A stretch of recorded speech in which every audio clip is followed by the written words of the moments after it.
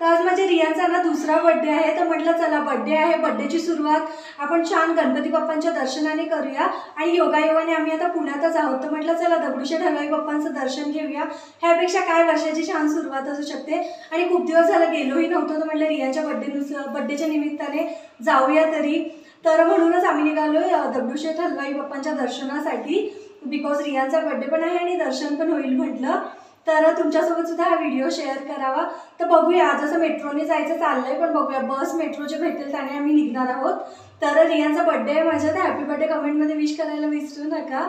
तर चला सोबतच ट्रॅव्हल करूया आणि पप्पांचं दर्शन देखील सोबतच घेऊया।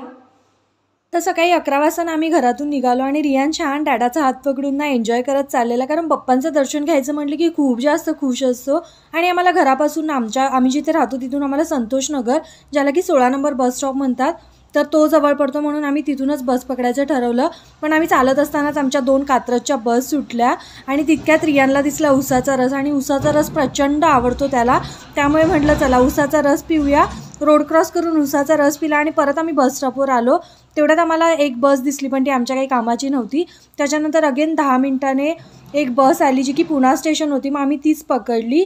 पण नंतर कळलं की कात्रज जी बस पकडली असती ना, तर आम्हाला डायरेक्ट बाप्पांच्या म्हणजे मंदिराच्या समोर सोडलं असतं, बट इट्स ओके। मग पुणा बस पकडली, रियांसोबत एन्जॉय करत करत आम्ही ना गणेश खिंडे LIC स्टॉपजवळ उतरलो। परत रोड क्रॉस करून राईट साईडला आलो आणि COEP हॉस्टेल समोर बस स्टॉप आहे ना, तिथून आम्ही 10-11 नंबरची काहीतरी कात्रज बस पकडली।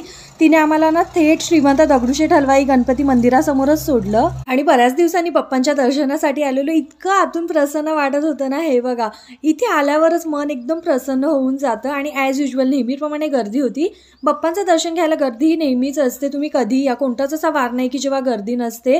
मग इथून आम्ही ओटीचं सामान वगैरे घेतलं आणि रांगेत उभा राहिलो। म्हटलं आज कितीही गर्दी असू दे, कितीही वेळ लागू दे, रियांचा बर्थडे आहे आणि खूप दिवस झालं दर्शन घेतलं नाही, दर्शन घेतल्याशिवाय जायचं नाही। मग रांग पण पटपट पुढे जात होती, फक्त 10 मिनिटात आम्ही गाभाऱ्यात पण आलो।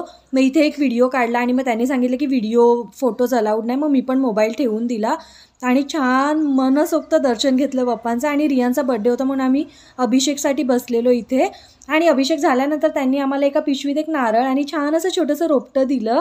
आणि त्यांचं असं म्हणणं होतं की आम्ही वृक्ष संवर्धनाचं मोहीम हाती घेतली आहे, तर आम्ही अभिषेक झाल्यानंतर असं फळं फुलं न देता आम्ही ना एक रोपटं देतो, ते तुम्ही घरी जाऊन लावा।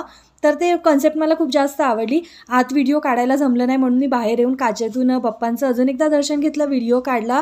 आणि इथे आम्हाला एक आजी भेटल्या, तर त्यांना विचारलं काही खाणार का, तर त्या म्हटलं काही खायला नको, पैसे द्या। मग त्यांना थोडीशी मदत केली आणि पुढे आलो। आणि खरंच म्हणजे आपल्यामुळे कोणाच्या चेहऱ्यावर आनंद येत असेल ना, ह्याच्यापेक्षा मोठं पुण्याचं काम कोणतं नाही, असं माझ्या पप्पा नेहमी म्हणायचं। आणि खरंच ते आत्ता मला समजायला लागलंय। त्याच्यानंतर मला इथे ना पेरू कैरी दिसली, मग मला काय राहावलं नाही, थोडंसं खाल्लं आणि खूप जास्त भूक लागलेली, सकाळी घरून खाऊन आलेलो, पण तरी पण 1 वाजलेला। मग इथे आम्हाला दिसले जोशी वडेवाले, मग तिथला वडापाव मला खूप जास्त आवडतो। तुम्हाला पण इथले वडापाव आवडतात का, मला कमेंट करून कळवा।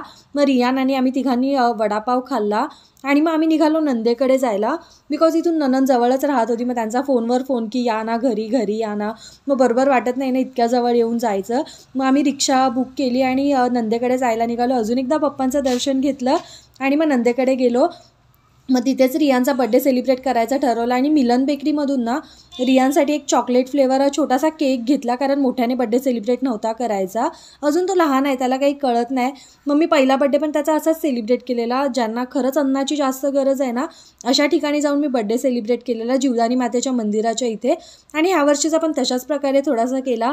मग नंदेच्या घरी आलो, तिथे इशू शांभवीसोबत छान खुर्चीत बसून केक कट केला। आणि त्याला इतका जास्त चॉकलेट फ्लेवर आवडतो ना केकमध्ये, त्याने कट करायच्या आधीच हात मारला केकवर 2दा, मला खायचा आहे म्हणत होता। मग सगळ्यांनी आम्ही आईंनी पल्लूताईंनी वगैरे आम्ही सगळ्यांनी असं औक्षण केलं, त्याचा छान असा बसलेला, त्याला केक खायची खूप जास्त घाई होती। तर मला ना रियांचा ह्या वर्षीचा सुद्धा बर्थडे पहिल्या बर्थडेसारखा सेलिब्रेट करायचा होता, कुठेतरी अनाथ आश्रमात किंवा वृद्धाश्रमात जाऊन सेलिब्रेट करायचा होता, ज्यांना कोणीच फॅमिली मेंबर नाही आहे असं सगळ्यांसोबत मला सेलिब्रेट करायचा होता। पण ह्या वर्षी राहून गेलं, बिकॉज आम्ही पुण्याला होतो, तर म्हटलं चला बाप्पांचं दर्शन घेऊया आणि आपल्या घरातल्या घरात छोटासा बर्थडे सेलिब्रेट करूया। कारण मला नाही आवडत खूप जास्त मोठ्याने बर्थडे सेलिब्रेट करायला, आणि पैसे वेस्ट व्हायचं नाहीच ते रिझन, पण मला नाही आवडत। तेच पैसे आपण ज्याला खरंच गरज आहे पैशाची अन्नांची, त्यांना मदत करून बर्थडे सेलिब्रेट केला ना तर त्यांचे थोडे आशीर्वाद तरी लागतात आणि तेवढंच त्यांना एक दिवस त्यांचा छान असा जातो. तर इथे आम्ही बड्डे केक कट केला रियानसोबत, त्याला केक भरवला, मग त्याला इशू शांभवीने गिफ्ट दिलं आणि त्याला गिफ्ट भेटलं की गिफ्ट ओपन करायची इतकी जास्त घाई असते ना की नाही मला ओपन करून बघायचंच आहे काय आहे. तर अशा प्रकारे आत्तूने त्याला गिफ्ट दिलं, त्याने ते ओपन केलं आणि अशा प्रकारे आम्ही रियानचा बड्डे सेलिब्रेट केला. तर व्हिडिओ आवडला असेल तर लाईक शेअर करा, चॅनलला सबस्क्राईब करा. भेटूया नेक्स्ट व्हिडिओमध्ये. Till then bye guys.